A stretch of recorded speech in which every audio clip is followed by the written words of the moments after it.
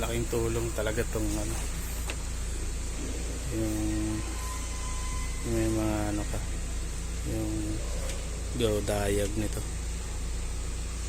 kasi di mo na kailangan mag ano eh, pag gusto mo mag supply ng positive or negative, ayan, di mo na kailangan mag run ng wire. Ayan. Problema pala nito is di gumagana yung ano, walang output guys. May nag-trip na ano, tinanggalan yung fuse doon sa passenger side.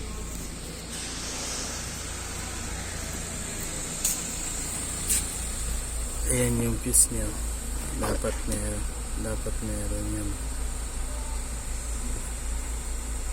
Ayan, wala na. Ayan, okay siya guys. Ayan yung sa go diode. Ayan, gamit na gamit ko guys.